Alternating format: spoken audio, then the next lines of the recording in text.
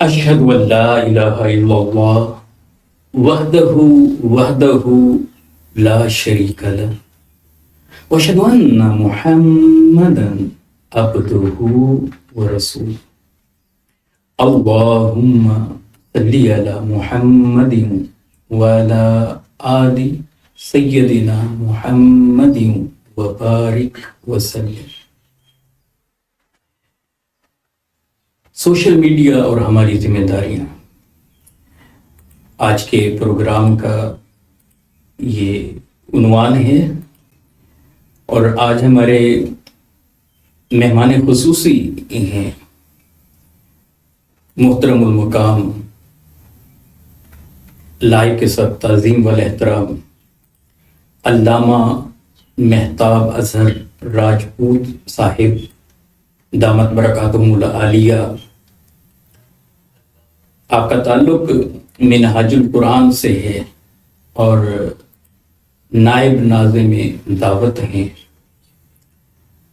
اور اس کے ساتھ ساتھ عالم اسلام کا ایک معتبر حوالہ شیخ الاسلام ڈاکٹر محمد طاہر القادری دامت برکاتہم العالیہ کے شاگرد بھی ہیں، اور اس نسبت سے میں سمجھتا ہوں کہ علم اور معرفت، شریعت اور روحانیت کا ایک گہرا امتزاج، بڑا لطف آئے گا انشاءاللہ آج کے پروگرام میں۔ علامہ صاحب السلام علیکم ورحمۃ اللہ۔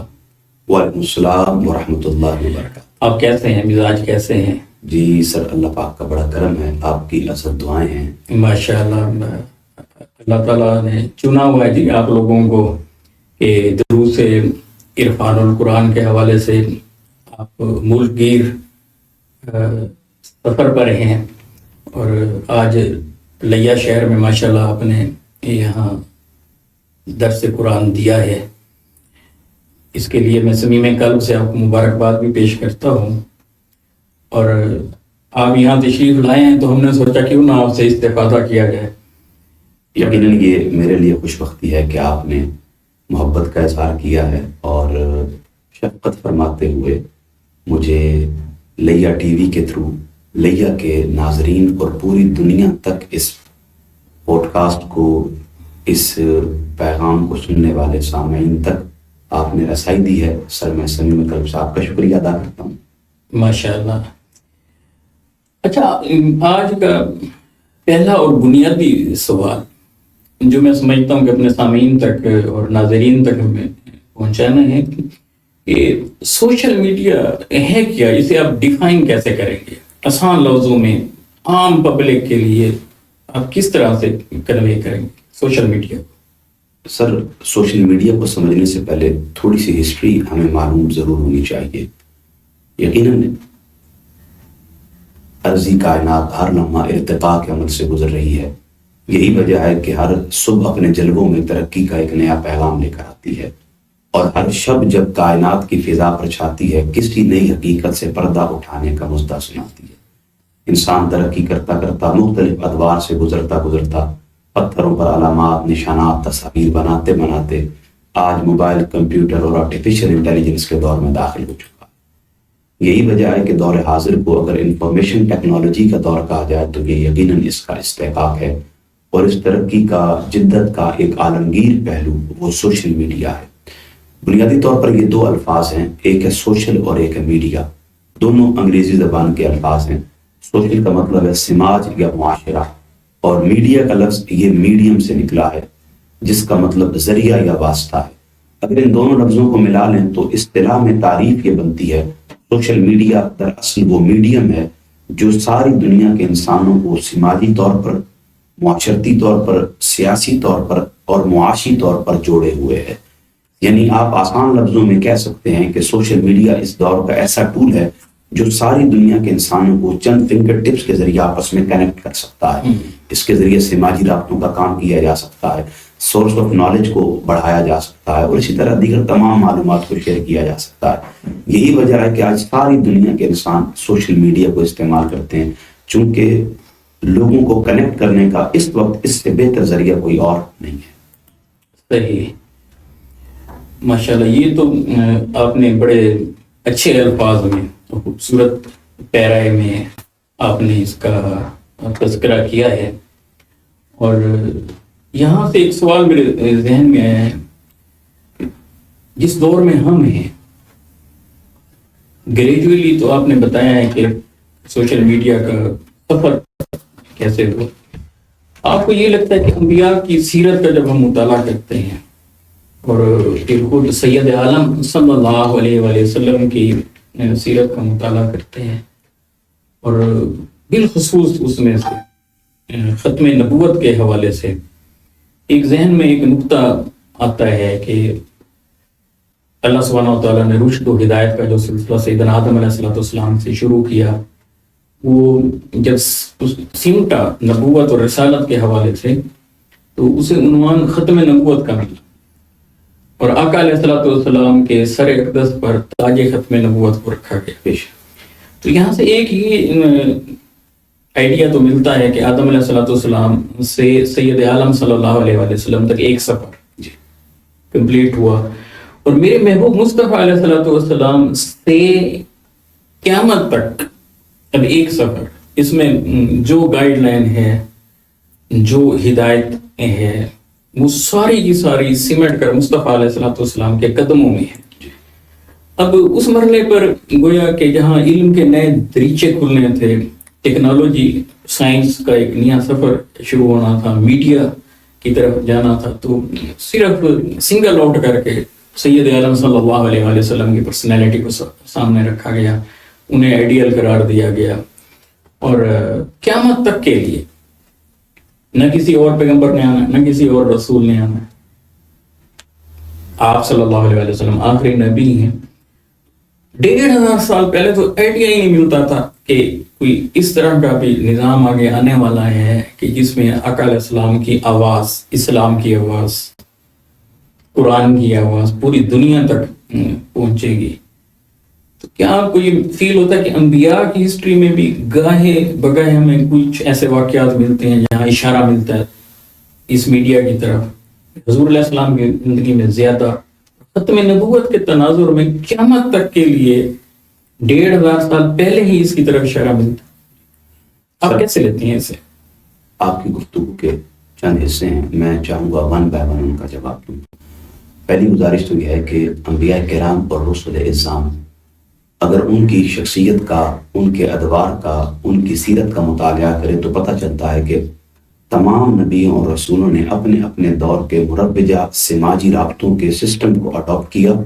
نہ صرف اڈاپٹ کیا بلکہ انہیں استعمال کرتے ہوئے اس کے ذریعے پیغام حق اپنی امتوں تک پہنچایا.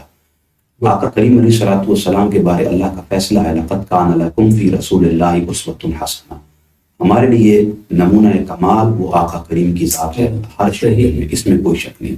لیکن آقا کریم سے قبل ایک تسلسل ہے جسے آقا کریم خود اپنی ذات سے صادر فرماتے ہوئے ہمیں دور حاضر کی جدید ٹیکنالوجیز کے استعمال کا جواز فراہم کر رہے ہیں. اگر آپ دیکھیں حضرت موسیٰ علیہ السلام کے دور میں بھی میڈیا کے طور پر کچھ چیزیں استعمال کی جاتی تھیں. اصل میں مسئلہ ہوتا ہے میڈیا کی تعریف کے حوالے سے.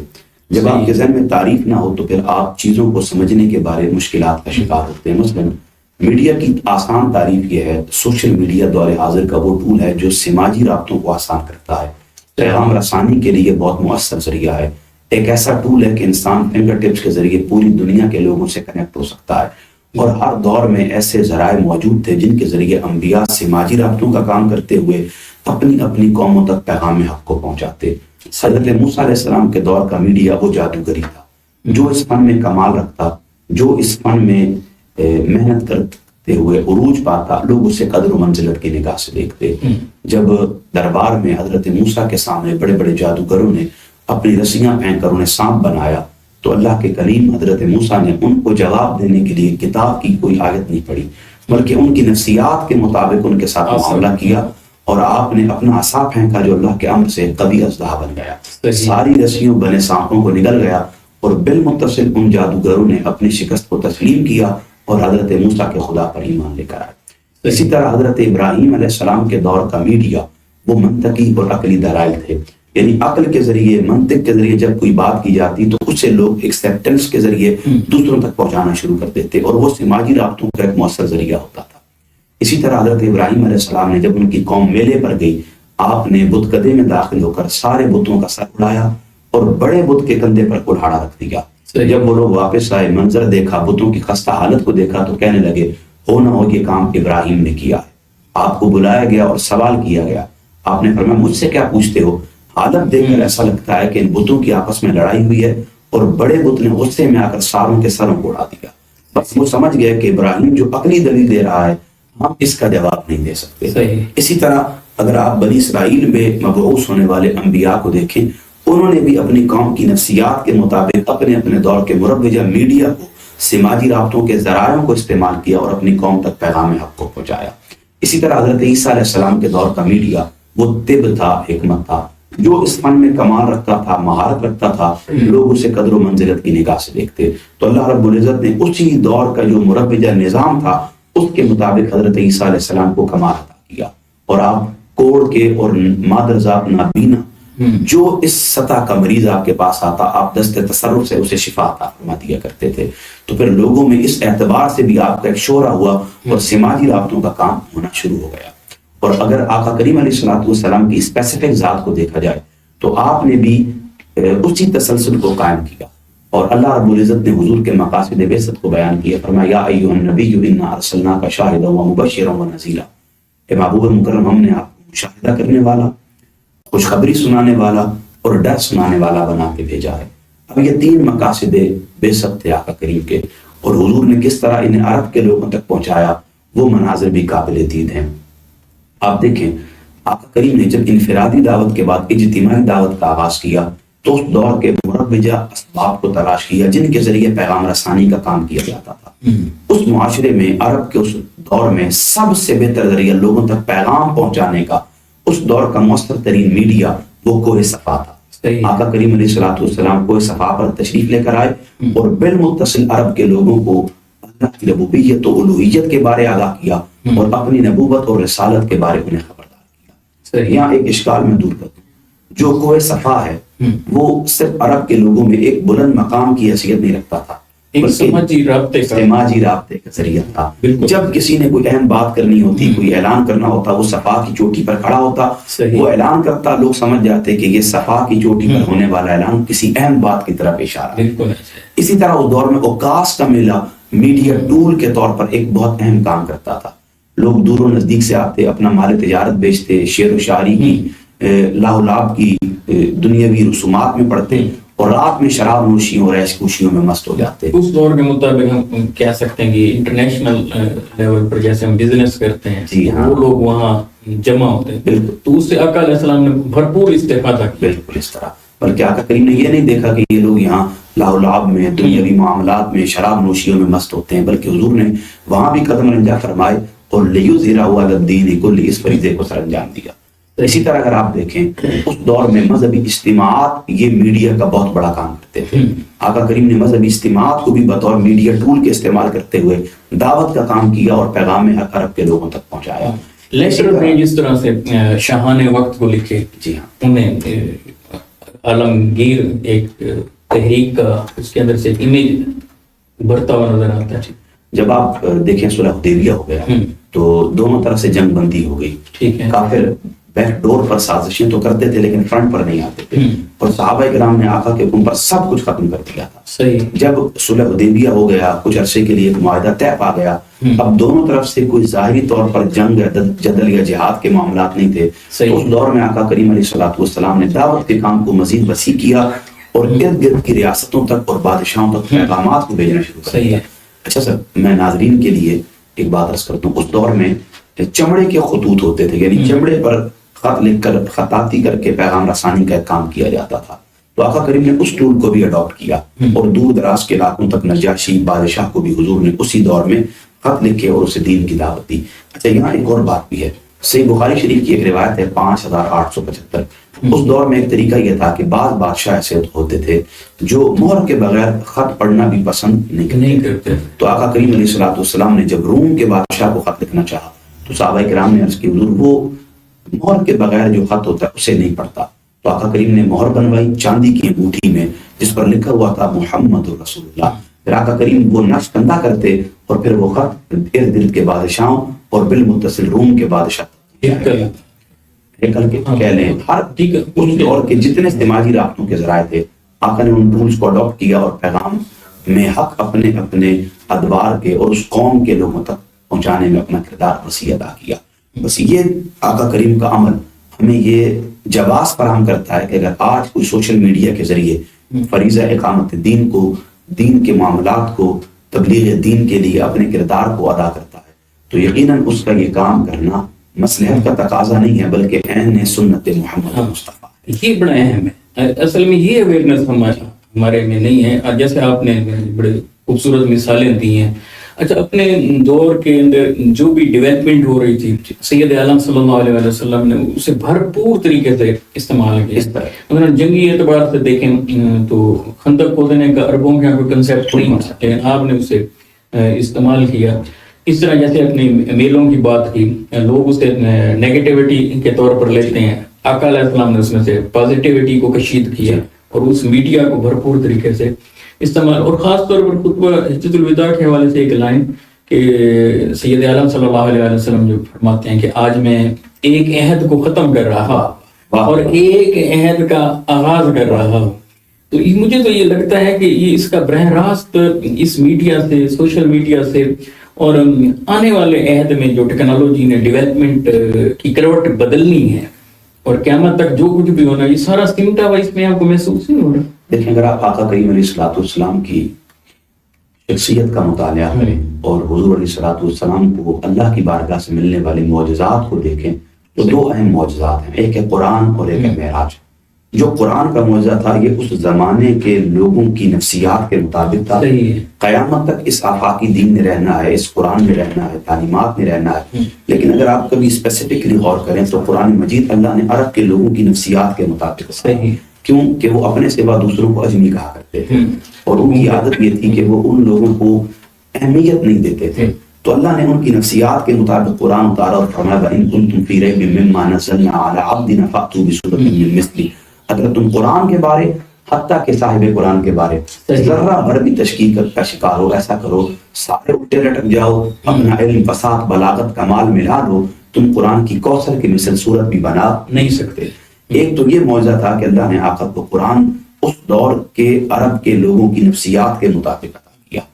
اور دوسرا معجزہ ہے معراج کا کہ قیامت تک چونکہ ٹیکنالوجی اتنی دور چلی جائے گی کہ پل بھر میں چاند پر جانے کی باتیں ہوں گی، مریخ پر گھر بنانے کا تذکرہ ہوگا، حتیٰ کہ ساری کائنات کو زیر کرنے کی باتیں کی جائیں گی. تو اللہ نے معراج کا معجزہ اپنے محبوب کو عطا کیا کہ سائنس ترقی کرتی کرتی اگر الٹی بھی لٹک جائے گی اس مقام تک بھی نہیں پہنچ سکے گی جہاں معراج کی رات آقا کے نالین کا نشان لگا تھا. لہذا جدت ہر دور کی ضرورت ہے اور آقا کریم علیہ الصلوۃ والسلام کی سیرت طیبہ ہر دور کی جدت کو برے کار لا کر دینی کام کو سر انجام دینے کا جواز ہمیں فراہم کرتی ہے. اور یہی بات ہمیں ذہن نشین رکھنی چاہیے کہ جب بھی کوئی میڈیا، کوئی جدت، کوئی ٹیکنالوجی متعارف ہوتی ہے تو بعض اوقات لوگ اس کے بارے تشکیک کا شکار ہوتے ہیں.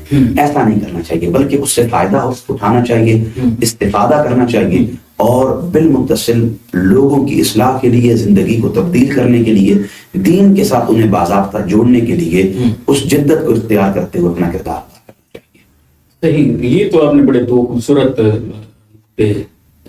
ان کی طرف متوجہ کیا ہے کہ اس دور کا جو میڈیم تھا فصاحت و بلاغت بام عروج پر تھا. تو سید عالم صلی اللہ علیہ وآلہ وسلم کے قلب اطہر پر اترنے والی کتاب قرآن مجید جب یہ اتری تو انہیں سکوت طاری ہو، واہ واہ، جواب بھی نہ دے سکے. بالکل. دوسرا جب ہم یہ کہتے ہیں کہ معراج کے حوالے سے تو اس کا تو پورا ایک گوشہ ایسے ایک لہر سی ماڈرن سائنس بلکہ الٹرا ماڈرن سائنس کی طرف اٹھتی ابھرتی اور جگمگاتی ہوئی نظر آتی ہے کہ جب ہم اس سواری کو براق سے لے لیں اور الیکٹرکسٹی کا وہ لیں یا لائٹ کا یا سپیڈ آف لائٹ سے لے کر جبریل جہاں کھڑے ہیں اور یوں عرض کرتے ہیں یا رسول اللہ اس مقام سے آگے بڑھوں جل کر خاکستار ہو جاؤں اور وہ جب حدیث کے الفاظ آتے ہیں کہ باہر نکلے تو روشنی ہی روشنی تھی، جی، نور ہی نور تھا، فوٹون پیکس کی طرف جیسے. اب اس کے درمیان جتنی چیزیں ہوئی ہیں وہ اس میں سے آقا کا سفر کرنا، اندھیرے میں دیکھنا، موسیٰ علیہ السلام کو قبر کے اندر تک دیکھنا، ان کی حیت کو دیکھنا، عبادت کے انداز کو دیکھنا، اس کو بیان کرنا، اندھیرے میں بیان کرنا، اور بیت المقدس میں پہنچ کر مسجد اقصیٰ کے اندر اس وقت کے بارے میں تفاصیر بتاتی ہیں کہ تقریباً نیئر اباؤٹ 400 لوگوں کی کیپیسٹی تھی اس میں آنے کی، مگر وہاں 1,24,000 کم و بیش انبیاء کا وہاں اس کے اندر وہ آ جانا، پھر آقا کی آواز کا پہنچنا، ان کے راستے میں آوازوں کا، یہ اسی میڈیا کی طرف اشارہ تھا، اگرچہ وہ معجزہ ہے. جی. تو یہ دو چیزیں تو بالکل واضح ہو گئی جو آپ نے یہ مثالیں دی ہیں. میں اس میں سے ایک غور کرتا ہوں، جو اولیاء کاملین ہوتے ہیں نا، جس نبی کے دور میں وہ زندہ ہوں، جس نبی تک ان کا تصرف ہو، صحیح، اللہ رب العزت ان کی ولایت میں اس نبی کی نبوت کا عکس پیدا کرتا ہے. صحیح. اگر کوئی حضرت ابراہیم علیہ السلام کے دور کا ولی ہے تو اس کی ولایت میں حضرت ابراہیم کے معجزات کا رنگ نظر آئے. صحیح. کوئی حضرت عیسیٰ علیہ السلام کے دور کا ولی ہے تو اس کی ولایت میں حضرت عیسیٰ علیہ السلام کے معجزات کا رنگ نظر آئے گا. اور اس کی تعریف بخاری اور صحیح مسلم کی درجنوں احادیث سے ملتی ہے، وہ ایک طویل وقت اس کے لیے درکار ہے، وہاں نہیں جاتے. اور اسی طرح جو آقا کریم علیہ السلام کے امت کے ولی ہیں، قیامت تک ان کی ولایت میں حضور کے معجزات کا رنگ نظر آئے گا.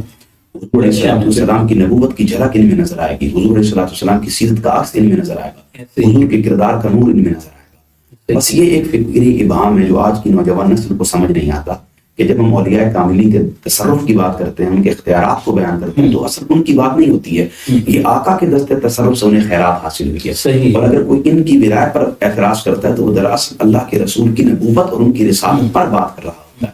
لہٰذا یہ احتیاط کرنی چاہیے. باقی جس دل آویز بات کی طرف آپ نے اشارہ کیا، جب اللہ نے ہر دور کے ولی کو اس دور کے نبی اور رسول کی نبوت اور رسالت سے خیرات عطا کی ہے، تو پھر اس کا مطلب یہ ہے کہ اس دور میں جتنی ٹیکنالوجیز متعارف ہوں گی وہ بھی اسی نبی اور رسول کے پائے خاک ہوگی. لہٰذا بس ہمیں یہ سمجھنے کی ضرورت ہے کہ آج اور قیامت تک جتنی ٹیکنالوجیز آ رہی ہیں وہ آقا کریم علیہ السلام کے معجزات کا ہی رنگ ہے. یہ بالکل آپ نے، بلکہ یہ تو قرآن مجید کے آغاز سے ہی قرآن انوائٹ کرتا ہے اس بات کی طرف، اور being a Muslim, being a مومن، ہمیں یہ ہمارے ایمان کا حصہ ہے، بنیادی حصہ، کہ سید عالم صلی اللہ علیہ وسلم کی جب ہم غلامی کو اختیار کر لیتے ہیں تو قرآن کہتا ہے کہ صراط الذین انعمت علیہم. واہ واہ واہ. تو یہ تو پرائز ہولڈر ہیں ہی یہ لوگ، واہ، یہ سارے کے سارے، اور ٹاپر دیکھنا چاہتے ہیں اور غلامی میں دیکھنا چاہتے ہیں کس کی؟ سید عالم صلی اللہ علیہ وسلم. کیوں کہ یہ ہیں وہ پیغمبر کہ جنہیں بگ بینگ سے بگ کرنچ تک کیا سب کچھ جو ہے نا کھول گئے. اب اس میں ہم جتنے آگے قدم اٹھاتے جا رہے ہیں وہ سائنس اور ٹیکنالوجی کے حوالے سے سوشل میڈیا کی طرف اٹھتے جا رہے ہیں. تو یہ کیسے ہو سکتا ہے کہ جہاں بگ کرنچ تک ہم نے جانا ہو اور وہاں اس کا ذکر نہ ہو؟ ایک تو یہ. دوسرا یہ کہ میرے ذہن میں آپ کی بات سے بڑے خوبصورت گوشے مترشح ہو گئے کہ آقا کا تعارف بھی تو ورلڈ وائڈ ہے. جی بے شک. کہ رحمت للعالمین. واہ. تو جب العالمین دیکھیں گے تو ساری کاسموس کے حوالے سے، اب یونیورسز کے حوالے سے وہ سمٹی پڑی ہیں. اور اس میں یہ جو ہے سوشل میڈیا، اگر اسے آپ اس سارے سینیریو کو لے لیں تو یوں نہیں لگتا کہ تحرک بیچ میں اگر زیادہ ابھرتا ہے تو سوشل میڈیا کے ذریعے سے. اس میں کوئی شک نہیں ہے، کیونکہ سوشل میڈیا دور حاضر کا ایک ایسا ٹول ہے کہ تمام عمر کے افراد اسے استعمال کرتے ہیں. صحیح. اور اگر انسانی حیات کے شعبوں میں سوشل میڈیا کی اہمیت کو سمجھنا چاہیں تو ایک دل کی سی ہے. اگر آپ دل کی نفی کر دیں گے تو انسانی جسم کے تمام حیثیتیں ختم ہو جائیں گی. آنکھ ہے وہ دیکھے گی نہیں، کان سنیں گے نہیں، زبان بولے گی نہیں، ہاتھ پکڑیں گے نہیں، پاؤں چلیں گے نہیں. صحیح ہے. اسی طرح اگر آپ انسانی حیات کے شعبوں میں سوشل میڈیا کی نفی کر دیں گے تو تمام شعبوں کی یکساں نفی ہو جائے گی. صحیح. لہٰذا تحرک کے لیے اس دور کی سب سے اہم ترین چیز یا اس دور کا سب سے مؤثر ترین ٹول یا دور حاضر کا بہترین میڈیا وہ سوشل میڈیا ہے. اچھا سر، اگر آپ دیکھیں نا، ہم نے مجھے یہاں ایک بڑا خوبصورت نقطہ جی آپ کی بات سے میں اخذ کر رہا ہوں، بڑا دلچسپ میرے ذہن میں آپ نے جو مثال دی ہے نا دل والی، جی یہ بڑی خوبصورت ہے. اور اسے میں ڈائریکٹ یہاں لاتا ہوں دور جدید میں، اپنے اس عہد میں 2025 میں. جی تو آپ کو لگتا نہیں ہے، یعنی اس کا مطلب تو میرا یہ ہے کہ سوشل میڈیا کا یوز اور مس یوز، جی اس میں مس یوز کی طرف یہ دل کی مثال ہوتی ہے. تو اس وقت ہمارا جو معاشرہ ہے انٹرنیشنل لیول پر دیکھیں، عالمگیر سطح پر، یا پھر پاکستان کی اگر ہم بات کریں بالخصوص، تو کیا خیال ہے کہ دل ہمارا آج کل بیمار نہیں ہے؟ ڈالنے کی ضرورت ہے. کیسے لیتے ہیں آپ اس کو؟ سر بات یہ ہے کہ کوئی بھی چیز ٹیکنالوجی وہ اپنی ذات میں اچھی یا بری نہیں ہوتی ہے، اس کا اس کا استعمال اسے اچھا یا برا بناتا ہے. بالکل ٹھیک. سوشل میڈیا ایک ٹول ہے. جس طرح ہماری بہنیں مائیں گھر میں چھری استعمال کرتی ہیں، وہ اس سے پھل سبزیاں کاٹتی ہیں، وہی چھری ہمیں تھانے میں بطور آلہ قتل کے بھی دیتی ہے. اب ہم یہ نہیں کہہ سکتے کہ ہماری خواتین گھر میں آلہ قتل رکھتی ہیں، نہیں، ہم ہمیشہ دیکھیں گے کہ وہ استعمال کیسا کرتے ہیں. اب ان کی مرضی ہے پھل سبزیاں کاٹیں یا کسی کا لہٰذا سوشل میڈیا بھی ایک ٹول ہے. صحیح ہے. آپ دیکھیں دنیا میں ہر چیز اپنی ذات میں اٹس سیلف وہ اچھی یا بری نہیں ہے. اس کا استعمال یہ فیصلہ کرتا ہے کہ یہ اچھی ہے یا بری ہے. اگر آپ غور کریں نا سر، سوشل میڈیا اس دور میں ایک بہت بڑی نعمت ہے. کس طرح مذہبی اور علمی میدان میں ایک نعمت ہے، سیاسی سماجی میدان میں ایک نعمت ہے، حتیٰ کہ معاشی میدان میں بھی ایک بہت بڑی نعمت ہے. مذہبی اور علمی معاملات میں کس طرح ایک نعمت ہے، آپ بہتر جانتے ہیں کہ ہمارے اکابرین صالحین کسب علم کے لیے دور دراز کا سفر طے کرتے تھے، مذہبی معلومات کے لیے، سورس گین کرنے کے لیے نہ جانے کتنی مشقتیں، میلوں کی اذیتیں، کئی مہینوں کے فاقے قسم کو برداشت کیا کرتے تھے. اب وہ فنگر ٹپس پہ آ گئی. ایک کلک کے ذریعے آپ پوری دنیا کے مذاہب کا مطالعہ کر سکتے ہیں اور دنیا کے کسی کونے پہ موجود کسی کتاب کو اپنے مطالعہ میں لا سکتے ہیں. بہت آسان ہے. اسی طرح سر اگر آپ دیکھیں سیاسی اور سماجی میدان میں جتنا شعور ہمیں سوشل میڈیا کے ذریعے 3-4 سالوں میں آیا، میں نہیں سمجھتا اس سے پہلے ہمیں آیا. بالکل ایسے ہے. اور اسی طرح سر جو معاشی میدان ہے، اتنی بڑی نعمت ہے کہ ہمارے مرد و خواتین گھر بیٹھ کر باعزت طریقے سے اپنی کوئی پروڈکٹ دنیا کے کسی کونے میں بیچ بھی سکتے ہیں اور کہیں سے منگوا کر خرید بھی سکتے ہیں. صحیح ہے. لہٰذا ایک بہت بڑی نعمت ہے، البتہ اس کا استعمال اسے زحمت بنا رہا ہے. اچھا، یہ تو آپ نے بڑا خوبصورت پہلو بتایا ہے، لیکن اس میں ایک پازیٹیوٹی کی جھلک بھی ہے. اور سید عالم صلی اللہ علیہ وسلم کے غلاموں کے حوالے سے یہ بڑا خوبصورت ہے کہ اگر ہمارے سامنے ایک شیشے کا گلاس اور اس میں آدھا دودھ و آدھا خالی ہو، تو اہل محبت کا وتیرہ طریقہ یہی رہا ہے کہ وہ جب ذکر کرتے ہیں تو وہ خالی حصے کا نہیں کرتے. واہ واہ. کس کے بھرے حصے کا کیا تھا، کیونکہ ان کے اندر ایمان، محبت اور عشق، مگر اس ریئلٹی کو بھی ہم نے فیس کرنا ہوتا ہے جو نیگیٹیوٹی کریٹ کر رہی ہوتی ہے. اب اس کا ایک دوسرا پہلو بھی آتا ہے. مثلا اس پر میرے ذہن میں فوراً جو بات آ رہی ہے سورۃ العصر کی روشنی. کیا کہتے ہیں؟ والعصر ان الانسان لفی خسر. کیا کہتے ہیں؟ پھر وہ آگے الا الذین آمنوا ان کو پھر وہ کر دیا گیا. تو یہ جو اثر ہے، زمانہ ہے، ایک تو اس سے وہ معنی ہیں تفصیلی معنی، آقا علیہ السلام کا ٹینیور ہے اس میں بالخصوص، لیکن اس میں اثر سے وقت اور پھر آگے خسر کا ذکر. کیا کہ یہ اب سوشل میڈیا جو ہمیں وقت کے ضیاع کی طرف لے کر جا رہا ہے، اور اشارہ نہیں لگتا کہ انسان جو ہے نقصان میں جا رہا ہے، لاس ہے اس کا. اسے آپ کیسے لیتے ہیں؟ یہ جو والعصر کا لفظ ہے نا، اس سے مراد کہ ہر زمانہ، ہر انسان اپنے زمانے عصر میں ہے. صحیح ہے. اور ان الانسان لفی خسر، جو اس زمانے میں رہ کر بھی اپنی ذمہ داریوں کا تدارک نہ کرے اور اپنے زیر استعمال چیزوں کے حوالے سے غور و خوض نہ کرے، تو پھر ان الانسان لفی خسر، وہی انسان خسارے میں ہے. سوشل میڈیا بے شک اس میں کوئی شک نہیں ہے کہ ہم نے جب بھی اس کو استعمال کیا تو اس کا مثبت استعمال ہم نے نہ کے برابر کیا ہے. ہماری اکثریتی ینگ جنریشن کا ایک خاصہ یہ ہے کہ وہ جب بھی کسی چیز کو استعمال کرتے ہیں تو اس کے نیگیٹو پہلوؤں پر زیادہ ان کا فوکس ہوتا ہے. اور جس طرح سر آپ نے ایک دودھ کے گلاس کی مثال دی، تو انسانی فطرت بھی ہے کہ ہمیں سفیدی میں سیاہی زیادہ نظر آتی ہے، اس لیے اس میں بھی قصور ہماری اپنی ذات کا ہے. اگر ہم قرآن مجید فرقان حمید پر غور کریں تو اللہ رب العزت نے سورہ مومنون کی 115 نمبر آیت میں فرمایا افحسبتم انما خلقناکم عبثا، تو کیا تم لوگ یہ خیال کرتے ہو میں نے تمہیں بے مقصد بیکار پیدا کیا ہے. اور اللہ نے پھر قرآن میں ہی سورہ زاریات میں ہمارے مقصد تخلیق کو بیان کیا، فرمایا وما خلقت الجن والانس الا لیعبدون، میں نے جنوں اور انسانوں کو اپنی عبادت کے لیے پیدا کیا.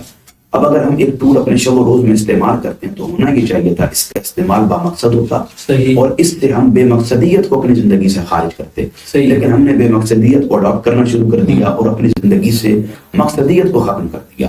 اب آپ دیکھیں کون سا انسان ہے جو ساری رات YouTube, TikTok, Snapchat, Instagram, Facebook اور دیگر سوشل میڈیا کے پلیٹ فارم استعمال کرتا ہے اور انہیں بامقصد استعمال کرتے ہوئے اپنی زندگی کو بہتر بناتا ہے۔ ہم میں سے اکثریت کی عادت یہ ہے، ہمارا وتیرہ مزاج یہ ہے کہ ہم نے اسے بیکار اور بے مقصد بناتے ہوئے اپنی زندگی کو تباہ و برباد کرنا شروع کیا۔ اچھا، اس پہ تھوڑا روشنی ڈالیں، یہ بڑی آپ نے اہم بات کی ہے، اس میں بڑی حساسیت ہے اور اسے ہمیں سوچنا بھی ہے، سمجھنا بھی ہے اور اس کے سلوشن کی طرف بھی جانے۔ ہم اس کا بڑی نچلی سطح سے مس یوز کر رہے ہیں۔ مثلاً آج کی اس میں ہم دیکھیں جو جنریشن آ رہی ہے، مائیں ہیں، بچہ چھوٹا ہوتا ہے پلیز، تو وہ جو ہے نا بچہ رو رہا ہے یا اس سے ماں تنگ ہو رہی ہے، تو دو سال کے بڑے ہیں، ایک وہ خود موبائل میں منہمک اتنی ہے آج کی مائیں، الا ماشاء اللہ۔ مطلب جب ہم بات کر رہے ہیں تو اس کے اندر ساری مخاطب نہیں ہیں، لیکن جہاں پرابلم کریٹ ہوتا ہے ان کی طرف اشارہ۔ ایک تو خود ان کا استعمال اور اس سے کنسنٹریشن ختم ہو جاتی ہے، بچوں کی تربیت ویسا نہیں ہو رہی۔ دوسرا یہ کہ ہم نے آسان حل ڈھونڈ لی ہے، مثلاً کہ بچے کو بزی کرنے کے لیے اس سے موبائل پکڑا دیا اور وہ کارٹون دیکھ، اب وہ اسکرین کا عادی ہو جاتا ہے۔ ابھی اگر انٹرنیشنل لیول پر آپ رپورٹس دیکھیں یا باقی ساری چیزیں، وہ بچے کی پرسنالٹی پر بھی منفی اثرات مرتب کرتے ہیں۔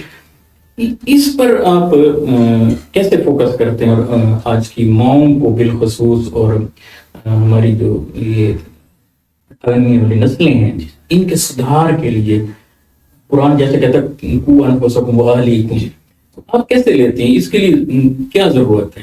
دیکھیں سر، آقا کریم علیہ الصلوۃ والسلام کا ارشاد پاک ہے، تم میں سے ہر ایک راعی ہے، اپنی رعیت کے بارے اللہ کی بارگاہ میں جواب دہ ہے۔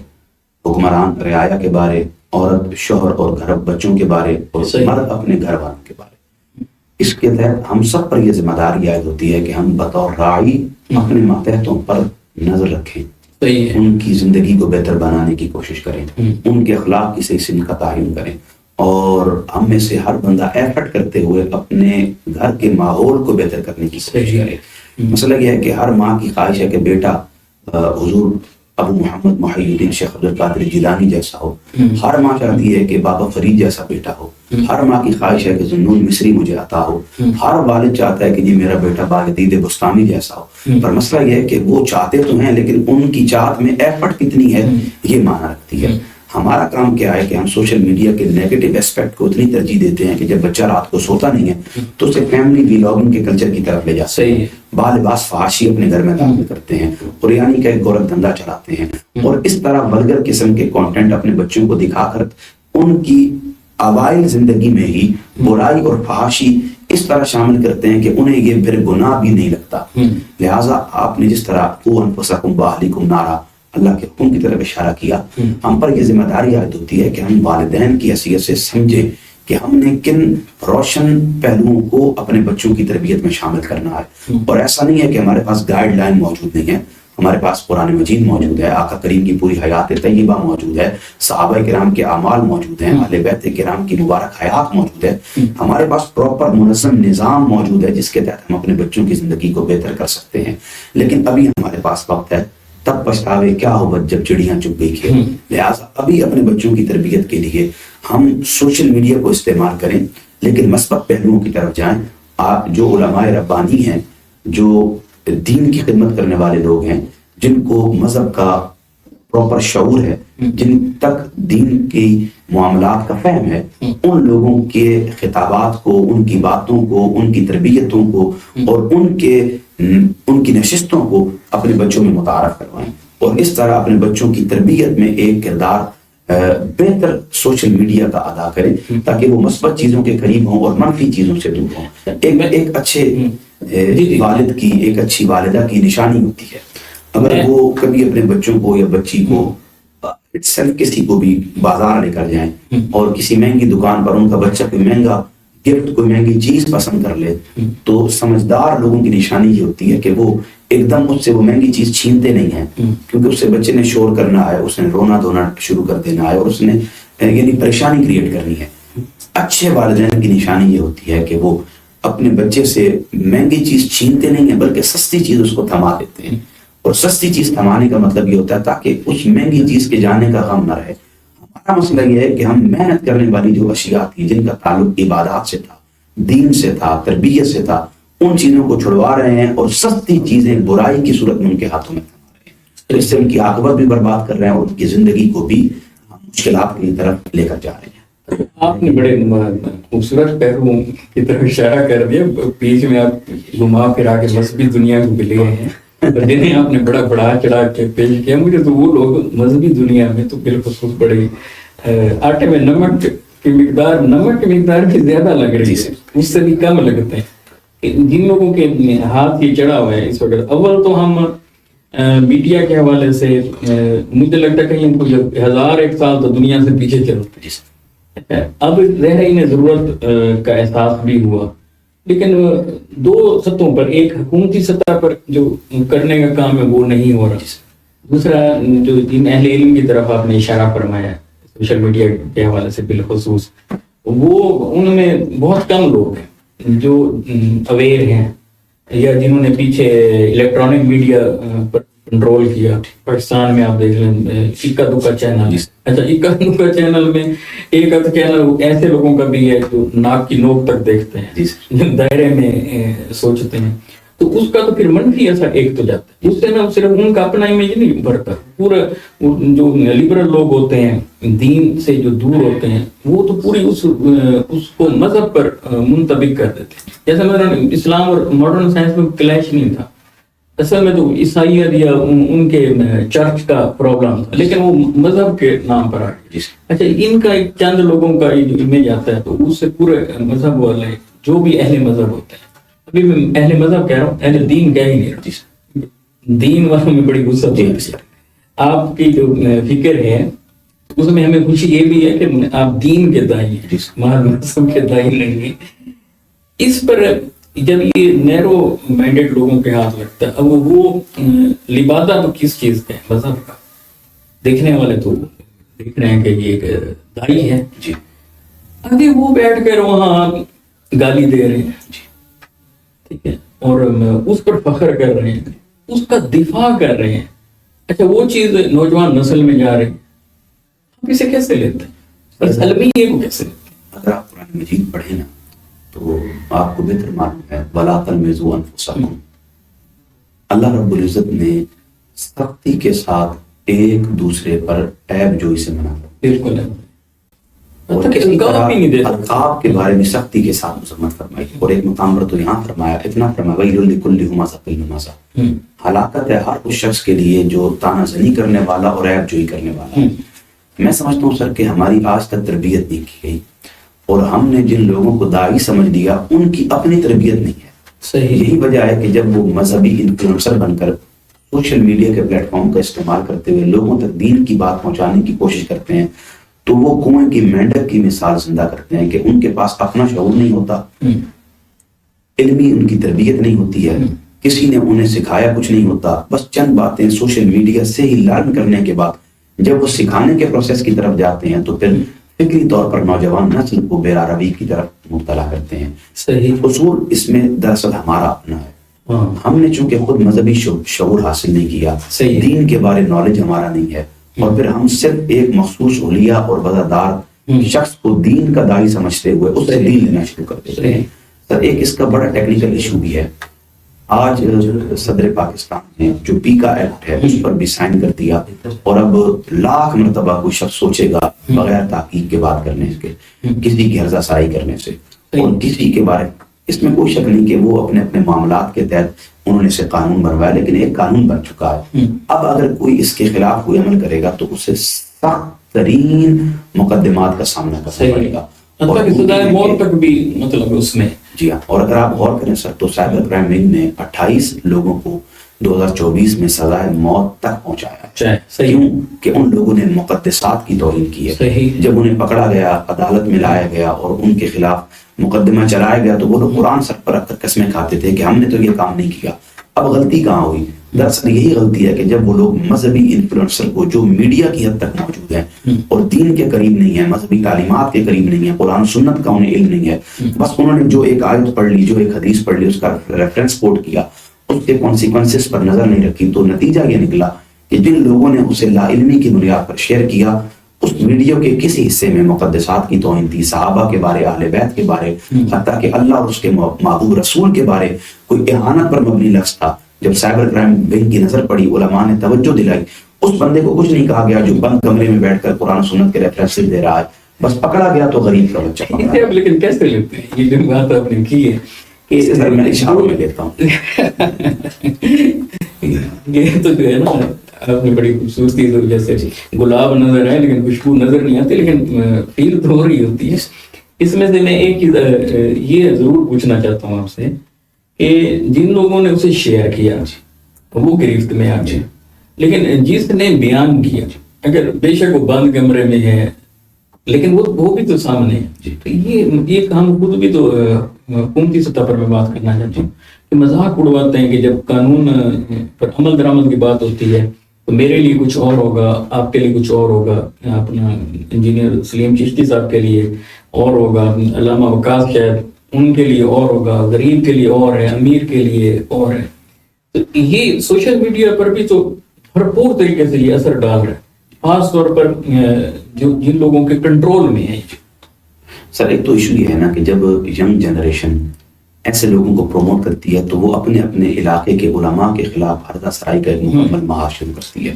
یہ تو پھر وہ کیا کرتی ہے سر کہ ان لوگوں سے انسپریشن لینے کے بعد جب وہ اپنے علاقے میں وبال پیدا کرتی ہے، دینی اعتبار سے لوگوں کے عقائد پر حملہ آور ہوتی ہے، مقدسات کی توہین کرتی ہے، صحابہ اہل بیت کے بارے ہلکے لفظ استعمال کرتی ہے، اور ان لوگوں سے انسپائر ہو کر جب وہ خود یہ بات کر رہے ہوتے ہیں تو پھر اہل علاقہ بھی ان کے ساتھ کھڑے نہیں ہوتے۔ صحیح ہے، اس مشکل گھڑی میں وہ ان کے دست و بازو نہیں بنتے، چونکہ وہ جانتے ہیں کہ ان کے اندر بھی فتنے کا وہ بیج لگا ہوا ہے جس کی بدبو نے سارے معاشرے کو بدبو زدہ کر۔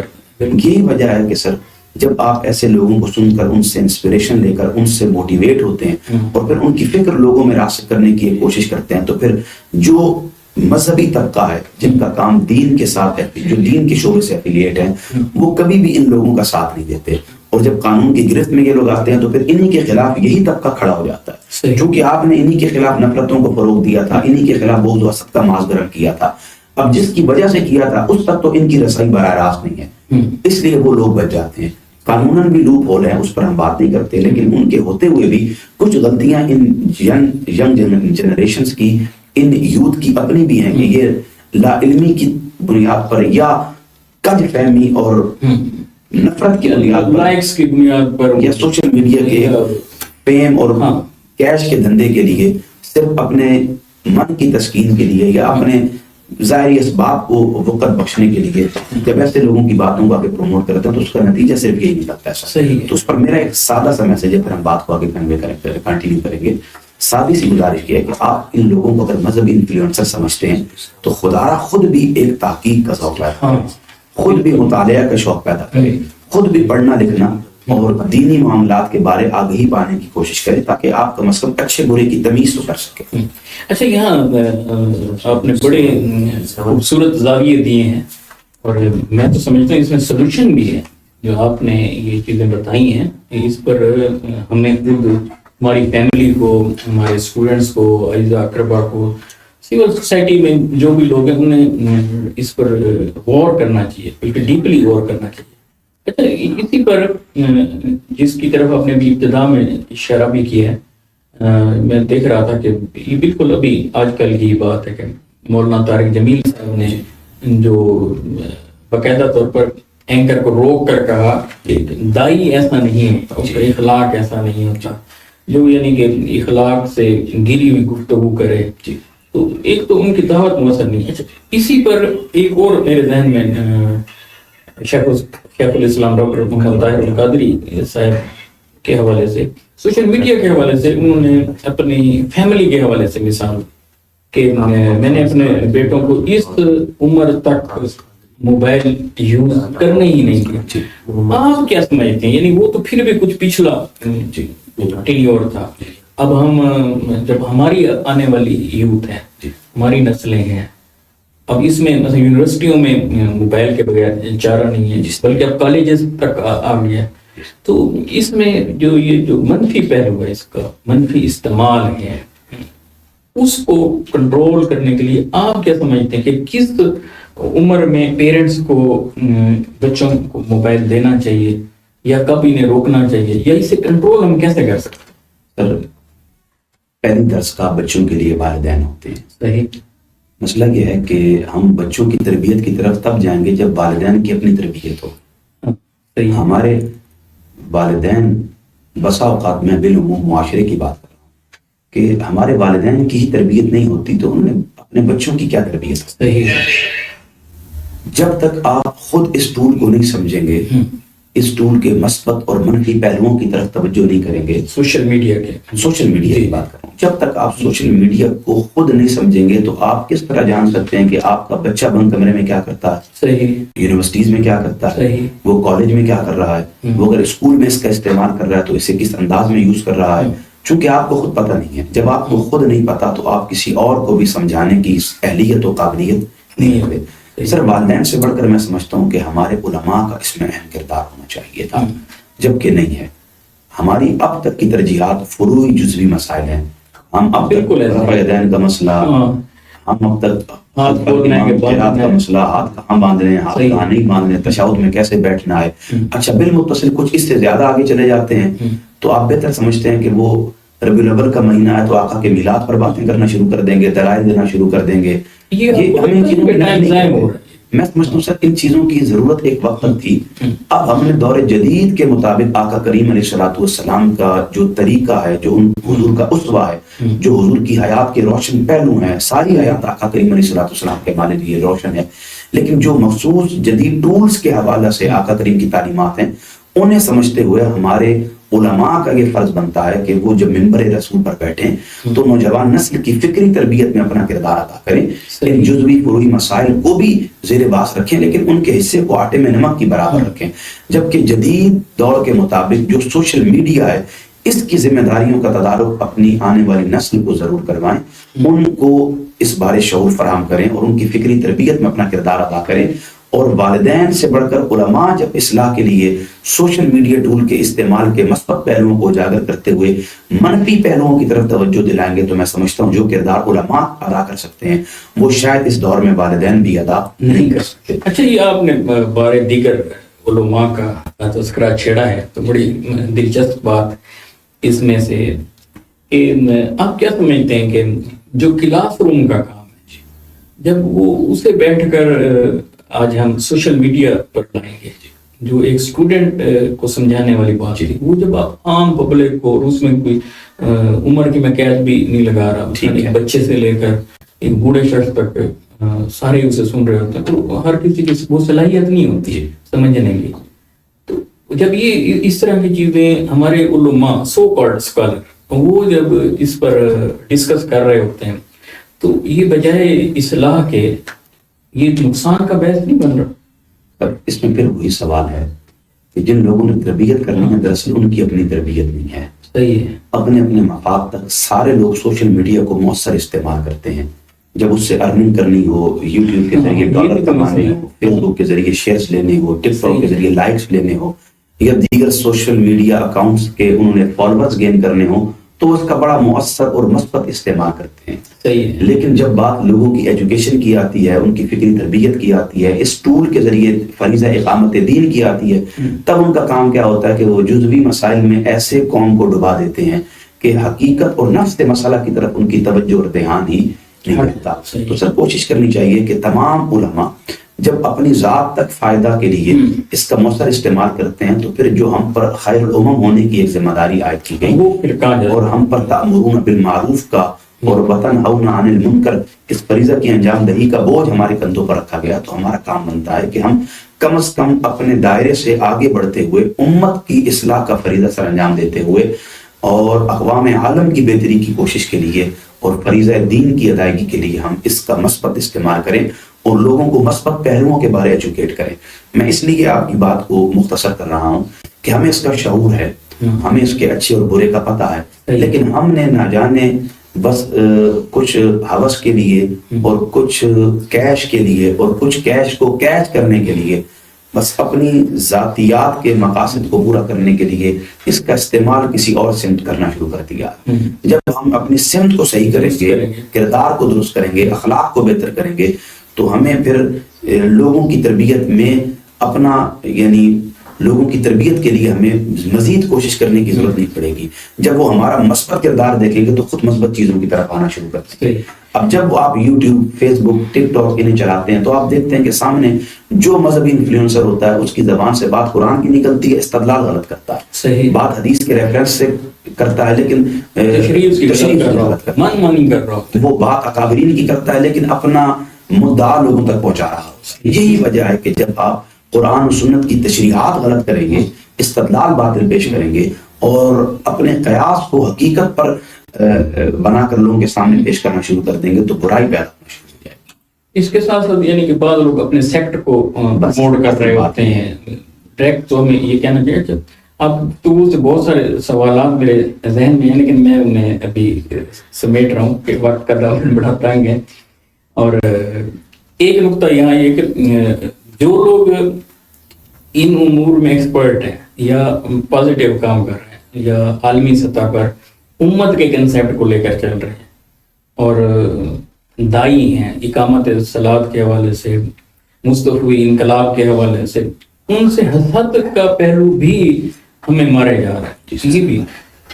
لیکن آخری بس آج کی نشست سے آپ کے بڑے قیمتی وقت کو لے رہے ہیں، آپ اس بار حیا کی آپ کیا تعریف کرتے ہیں؟ اور آپ دیکھیں کہ ہمارے بالخصوص ہماری جو نوجوان نسل ہے اس میں بیٹے بیٹیاں، بالخصوص بیٹیاں کالجز میں، یونیورسٹیز میں آپ ان کے لباس کو دیکھ لیں، پیرنٹس خود چھوڑ کر آ رہے ہیں، پھر ان چیزوں کو جیسے آپ نے سوشل میڈیا کا ٹک ٹاک کو لے لیں، انسٹاگرام کو، یہ باقی ساری چیزوں کو اس پر پھر اسے پروموٹ کر رہے ہیں۔ اور سورہ احزاب کی آیات ہمارے سامنے ہیں، سورہ نور کی آیات ہمارے سامنے ہیں، قرآن مجید نے فحاشی کو پھیلانے کے حوالے سے بڑا کنڈیم کیا ہے، ہم لیکن کہاں کھڑے؟ اس پر آپ تھوڑی لازمی روشنی ڈالیں کہ یہ ہماری معاشرے کی اصلاح کے لیے بڑی ضروری ہے۔ سر، دو باتیں آپ نے کی ہیں، میں پہلی بات کا جواب دیتا ہوں۔ عمومی طور پر جتنے لوگ اس وقت سوشل میڈیا ٹول کو استعمال کر رہے ہیں، اقامت صلاۃ کی آپ نے بات کی، اقامت دین کی آپ نے بات کی، دراصل میں سمجھتا ہوں کہ ان سب لوگوں کا کام مثبت بھی ہے اور اس میں کچھ چیزیں کمی کوتاہی ہر جگہ رہتی ہے، صحیح ہے، اسے دور کرنے کی کوشش بھی لوگ ساتھ ساتھ کر رہے ہوتے ہیں۔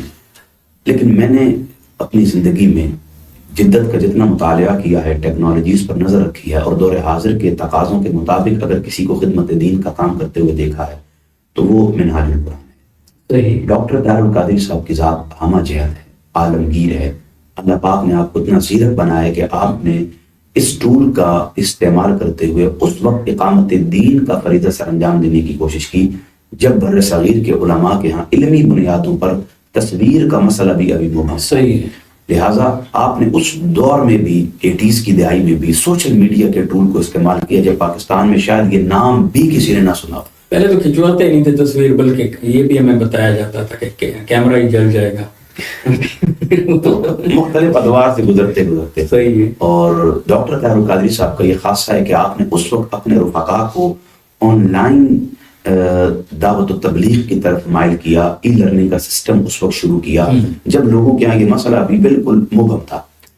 تو میں سمجھتا ہوں سر کہ ہمیں ایسی شخصیات کو اپنے مطالعے میں لانا چاہیے کہ جنہوں نے ہمیں جدت کے ساتھ اسلامی تقاضوں کے مطابق اپنی زندگی گزارنے کے رہنما اصول فراہم کی۔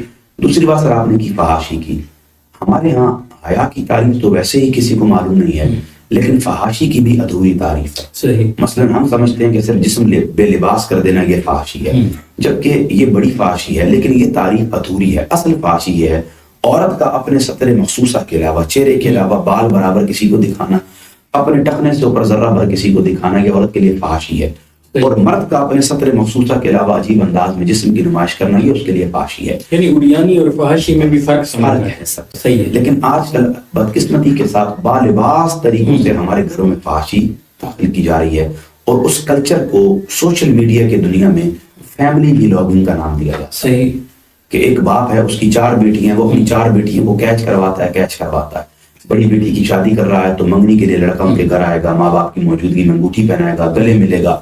کبھی اس کا دوست آئے گا, اس کی موجودگی میں اس کی منگیتر کے سر پر بس ایک عجیب انداز میں پیار کرے گا, اور اس طرح وہ گلے ملیں گے, وہ گیٹ ٹوگیدر ہوگی, دونوں برانڈز ہوں گی, آپس میں گفٹ کا تبادلہ کیا جائے گا. اچھا, پھر اسے ہم اچھا سمجھنے لگے سر, جو ہمارے نہ کلچر سے میچ کرتا ہے, نہ مذہب سے میچ کرتا ہے, نہ دین سے میچ کرتا ہے.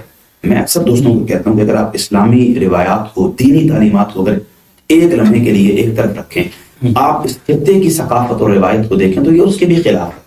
ہمارے اجداد کی یعنی تربیت کو دیکھیں تو یہ اس کے بھی خلاف ہے. ہمارے والدین کی اگر تربیت کو دیکھیں تو یہ اس کے بھی خلاف ہے. ہمارے ہاں تو نامحرموں کے لیے ایک گھر کا مخصوص حصہ ہوتا ہے, وہ اس سے آگے نہیں آ سکتے. ہمارے مہمان ہماری بیٹھکوں سے آگے نہیں آ سکتے. ہمارے بہت عزیز بھی, علماء بھی, خطبہ بھی, واعظین بھی, حتیٰ کہ مذہبی مقتدیٰ و پیشوا بھی, وہ ہمارے گھر کے مخصوص حصے کے اندر نہیں آ سکتے. لیکن ہم نے اس کلچر کو موبائل اور سوشل میڈیا کے ذریعے اپنی نسلوں میں اتنا داخل کر دیا ہے کہ وہ اسے فحاشی اور بے حیائی سمجھنے کے لیے بھی تیار نہیں ہے. پھر یونیورسٹیز میں سر آپ بہتر جانتے ہیں, واٹس ایپ گروپس بنے ہوتے ہیں, اور وہ کس طرح نیگیٹو ایسپیکٹ سے اس ٹول کو استعمال کر کے اپنی دنیا اور آخرت تباہ کر رہے ہیں, وہ یہ سب لوگ ہم سے بہتر جانتے ہیں. بس ضرورت اس بات کی ہے کہ ہم اپنی ذمہ داریوں کا تدارک کریں اور اچھائی اور برائی کا احاطہ کرتے ہوئے مثبت پہلوؤں کی طرف جائیں, اپنی دنیا بھی بہتر کریں اور آخرت بھی بہتر کریں. ماشاءاللہ. ناظرین, دل تو نہیں کر رہا کہ گفتگو کو ختم کریں, لیکن مجھے احساس ہے کہ علامہ مہتاب اظہر راجپوت صاحب دامت برکاتہ العالیہ بڑا اپنا مصروف شیڈول رکھتے ہوئے بھی ہمارے پاس یہاں تشریف لائے ہیں.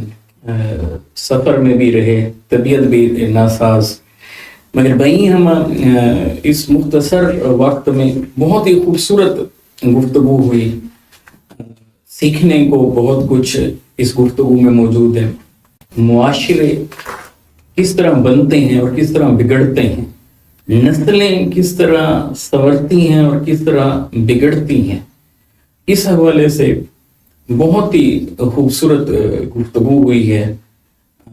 کبھی پھر تشریف لائیں گے تو ان سے مزید وقت بھی لیں گے. اور آج کا جو ہمارا عنوان تھا سوشل میڈیا اور ہماری ذمہ داریاں, اس حوالے سے بڑی خوبصورت گفتگو ہوئی. اور ان کے ساتھ ماشاءاللہ علامہ وقاص صاحب یہ تشریف لائے ہیں, ان کا ہم صمیم قلب سے شکریہ ادا کرتے ہیں. انجینئر محمد سلیم الدین چشتی صاحب تشریف لائے ہیں, ان کا ہم شکر ادا کرتے ہیں. اور مجھے لگتا ہے کہ کشاں گفتگو راستے میں سنتے ہوئے محترم عبد الرحمن فریدی صاحب بھی کھینچے چلے آئے ہیں کہ علامہ صاحب کی گفتگو کو سنتے ہوئے. اور لیا ٹی وی HD کی طرف سے, فریدی صاحب کی طرف سے اور ان کی پوری ٹیم کی طرف سے بھی علامہ محمد مہتاب اظہر راجپوت صاحب کا شکریہ ادا کیا جا رہا ہے, اور اس میں ہم بھی شامل ہیں. اور میں گفتگو سے سمیٹتا ہوں کہ بہت ہی خوبصورت نتیجہ محترم علامہ مہتاب اظہر راجپوت صاحب نے نکالا کہ جب تک ہماری اپنی تربیت نہیں ہوگی, بڑوں کی تربیت نہیں ہوگی, تو نسلوں کی تربیت کیسے کریں. میں اگر سگریٹ پیتا رہوں گا تو میں اپنے بیٹے سے کیسے کہہ سکتا ہوں کہ بیٹا آپ سگریٹ نہ پئیں. میں اگر سوشل میڈیا کا غلط استعمال کر رہا ہوں تو میں اپنے بچوں سے کیسے کہوں گا. میری اگر تنہائی پاک نہیں ہے تو پھر یہ بات میں باقیوں کو کیسے کہوں. اور اس سب کے لیے جو محترم علامہ مہتاب اظہر راجپوت صاحب نے جو خلاصہ بتایا, جو لائنز نہیں وہ کیا ہے, اس کا خلاصہ یہ ہے کہ ہمیں اپنے اصل کی طرف رجوع کرنا ہوگا. ہمیں اللہ سبحانہ و تعالیٰ کے اس صحیفہ انقلاب کی طرف واپس آنا ہوگا جو قلب اطہر محمد مصطفیٰ علیہ السلام پر. ہمیں اہل بیت اطہار کی طرف آنا پڑے گا, ان کے لائف سٹائل کو دیکھنا پڑے گا. ہماری خواتین ہیں, بیٹیاں ہیں, بہنیں ہیں, ان کے لیے رول ماڈل سیدہ خدیجہ الکبریٰ سلام اللہ علیہا کا ہمارے سامنے ہے. ان کے لیے سیدہ صدیقہ سلام اللہ علیہ، سیدہ عائشہ صدیقہ، ان کا رول ماڈل ہمارے سامنے ہے، سیدہ کائنات فاطمہ زہرا سلام اللہ علیہ، اور پھر ان کے گھرانے کا سامنے ہے، اور ہمارے لیے سید عالم صلی اللہ علیہ وآلہ وسلم کی پرسنالٹی، قیامت تک آنے والی پوری انسانیت، ساری کائنات کے لیے رول ماڈل، آئیڈیل، اور پھر آقا علیہ الصلوۃ والسلام کے ساتھی، آقا علیہ الصلوۃ والسلام کی اہل بیت اطہار، حسنین کریمین جیسی عظیم شخصیات، اور پھر صالحین کی ایک پوری گولڈن چین ہمارے سامنے ہے، ان کو ہم نے دیکھنا ہے۔ اگر ہم ان سے جڑ کر رہیں گے تو پھر یقین جانیے کہ ہم بھی بچتے ہیں کہیں نہ کہیں، اور ہماری نسلیں بھی۔ اور اگر ہم ان سے کٹ جائیں گے، کٹ کر رہیں گے، چاہے وہ تعلیم کا میدان ہو، معیشت کا میدان ہو، معاشرت کا میدان ہو، سیاست کا میدان ہو، بلکہ ساری کائنات اور اس میں جو کچھ بھی ہے، اگر آقا علیہ الصلوۃ والسلام کے قدموں میں رہنا نہیں سیکھیں گے، حضور علیہ الصلوۃ والسلام کی سیرت طیبہ سے اخذ نہیں کریں گے، رہنمائی نہیں لیں گے، روشنی نہیں لیں گے، اور اللہ کے محبوب علیہ الصلوۃ والسلام کے عشق اور محبت کی کیفیات میں سے گزر کر کیف نہیں لیں گے تو پھر ہم کامیاب نہیں ہو پائیں۔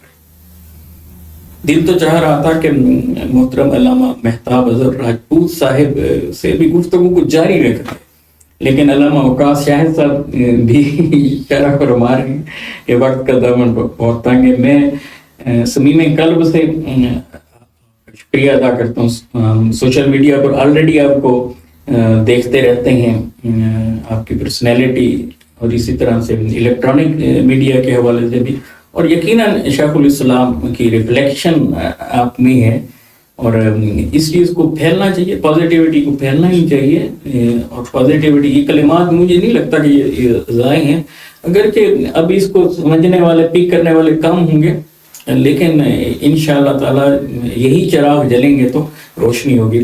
میں بار دیگر علامہ مہتاب اظہر راجپوت، نائب ناظم دعوت مرکز منہاج القرآن کا صمیم قلب سے شکریہ ادا کرتا ہوں۔ اللہ سبحانہ و تعالیٰ انہیں دنیا اور آخرت کی بھلائی عطا فرمائے، اور دعا کرتا ہوں کہ اے اللہ ہمیں ہر وہ چیز عطا فرما جس میں دنیا اور آخرت کی کامیابی ہو، اور ہر اس چیز سے بچا، محفوظ رکھ جس میں دنیا اور آخرت کا نقصان۔ السلام علیکم ورحمۃ اللہ وبرکاتہ۔